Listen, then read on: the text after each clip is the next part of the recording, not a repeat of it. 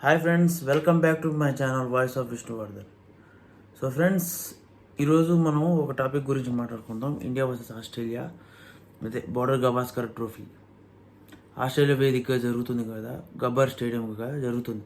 అయితే ఈరోజు ఏం జరిగిందంటే, మ్యాచ్ స్టార్ట్ అయ్యేటప్పుడు ఆస్ట్రేలియా వికెట్లు పడ్డి 445కి ఆల్అౌట్ అయిపోయారు. అయిపోయిన తర్వాత నేను ఏమనుకున్నానంటే 10 నిమిషాలు వీళ్ళు ఆల్అౌట్ అయ్యారు కదా, ఇండియా వాళ్ళు వచ్చి కనీసం మన ఓపెనింగ్ పార్ట్నర్షిప్ 100 రన్లైనా కొడతారు. తర్వాత వచ్చిన వాళ్ళందరూ స్టడీగా నిలబడి మ్యాచ్ని కొంచెం 300-400 దాకా తీసుకెళ్తారు. రేపు మిగిలినంత కొట్టి లీడ్లోకి తీసుకెళ్తారు అనే ఎక్స్పెక్టేషన్స్తో ఉన్నాను. అయితే ఇక్కడ జరిగిన గమ్మత్తైన విషయం ఏంటంటే, మన ఇండియా ఓపెనింగ్ పేర్లో ఫస్ట్ వికెట్ యశస్వి జైస్వాల్ 4 రన్స్కి అవుట్ అయిపోయాడు. తర్వాత వచ్చిన శుభ్మన్ గిల్ కూడా అంతే 4 రన్లకు అవుట్ అయిపోయాడు. తర్వాత వచ్చిన కింగ్ కోహ్లీ కూడా పాపం ఏం చేయలేక 3 రన్కి అవుట్ అయిపోయాడు. తర్వాత వచ్చిన రిషబ్ పంత్, కేఎల్ రాహుల్ ఇద్దరు కలిసి మ్యాచ్ని కాసేపు రన్ చేయించారు, కానీ తర్వాత పంత్ కూడా అవుట్ అయిపోయాడు. పంత్ అవుట్ అయిపోయిన తర్వాత వర్షం పడి మ్యాచ్ కాసేపు ఆగింది. తర్వాత ఇంక వర్షం ఆగుతుంది, ఇంక మన వాళ్ళు కంటిన్యూ చేస్తారు అనుకున్నాను. కానీ కంటిన్యూ అవ్వకుండా వర్షం వల్ల మ్యాచ్ ఆగిపోయింది. అది అదృష్టం ఏంటంటే, మన వికెట్లు కొలాప్స్ని వర్షం ఆపినట్టే అనుకోవాలి. ఎందుకంటే ఈరోజు థర్డ్ డే, రేపు ఫోర్త్ డే ఇండియా మొత్తం ఆడి మన ఇండియాని కొంచెం స్టేబుల్గా పెట్టుకుంటేనే గెలుస్తుంది. లేకపోతే మ్యాచ్ ఎత్తిపోయినట్టే ఓవరాల్గా.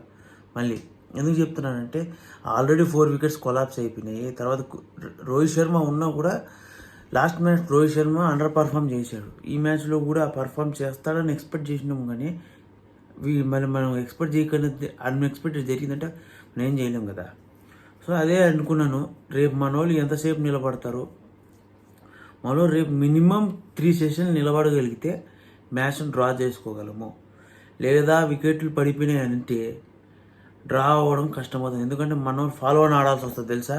ఇప్పుడు ఎందుకంటే 44 for 4 ఉంది, 51 for 4 ఉన్నట్టుంది. మనోళ్ళు రేపు కానీ సగగా ఆడలేదనుకో, ఫాలో అని ఆడాల్సి వస్తుంది. ఫాలో మిస్ఫైర్ అయిందనుకో, ఇన్నింగ్స్ తేడాతో ఓడిపోతారు. సో ఏంటంటే రేపు మన వాళ్ళ బ్యాటింగ్ చాలా ఇంపార్టెంట్. ఎందుకంటే రేపు మొత్తం ఆడగలిగితేనే టెస్ట్ మ్యాచ్ డ్రా చేసుకోగలరు. విన్నింగ్ అనేది ఇంకా దాదాపు ఇంపాసిబుల్ దాంతో లెక్క. ఎందుకంటే 2 రోజులు వర్షం ద్వారా పోయింది, ఒకరోజు ఆస్ట్రేలియా చితకబాదారు.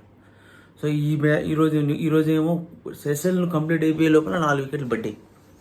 మనం ఏం చెప్తాము.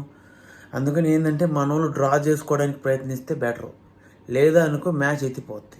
ఎందుకంటే ఈ 2 మ్యాచ్లు గెలవడం మన వాళ్ళు చాలా ఇంపార్టెంట్. దానివల్ల మనం వరల్డ్ WTC ఫైనల్కి వెళ్ళే ఛాన్సెస్ పెరుగుతాయి. కానీ ఈ పర్ఫార్మెన్స్ చూసిన తర్వాత ఆశలు గగనానికి ఎగిరిపోయినాయి. ఎందుకు తెలుసా, 54 for 4 భయ్యా. మనం ఎక్స్పెక్ట్ చేసింది కూడా అక్కడ జరగట్లే. ఎందుకంటే మనం ఎక్స్పెక్ట్ చేసింది ఒకటి, అక్కడ జరిగేది ఒకటి. అంటే మీరు క్యారీ చేసుకొని ఆలోచించుకోండి, మన వాళ్ళు టెస్ట్ మ్యాచ్ కనీసం డ్రా చేయగలుగుతారా, లేకపోతే రేపు హ్యాండ్ ఎత్తేస్తారా. హ్యాండ్ ఎత్తేస్తే కనీసం వర్షం పడి నేను నెక్స్ట్ డేకి పోతుంది. నేను అది అనుకుంటున్నది ఏంటంటే, మన వాళ్ళు రేపు నిలబడాలి. ఎందుకంటే రోహిత్ శర్మ ప్లస్ కేఎల్ రాహుల్ కలిసి మ్యాచ్ని కాసేపు నిలబెట్టి 3 సెషన్లు ఆడితే డ్రా అయ్యే ఛాన్సెస్ ఉన్నాయి. లేదనుకో మన వాళ్ళు ఫస్ట్ ఇన్నింగ్స్ ఆల్అౌట్ అయిపోయిన తర్వాత ఫాలో అని ఆడాల్సి, అది ఇంకా ప్రెషర్. అప్పుడు ఏమవుతుందో మీరు ఎక్స్పెక్ట్ చేయొచ్చు. ఈ పర్ఫార్మెన్స్ మళ్ళీ సెకండ్ ఇన్నింగ్స్లో ఇచ్చారనుకో మ్యాచ్ పోయిందా. అందుకనే మన వాళ్ళకి చాలా ఇంపార్టెంట్. ఈ ఫస్ట్ ఇన్నింగ్స్ ఎక్కువసేపు ప్రొలాంగ్ చేస్తే మన వాళ్ళకి సేఫ్, లేకపోతే మ్యాచ్ గోవిందా. సో ఫ్రెండ్స్, మీకు గారు ఈ వీడియో నచ్చితే లైక్ చేసి subscribe to my channel voice of Vishnu. Thank you for watching. Stay tune for more videos.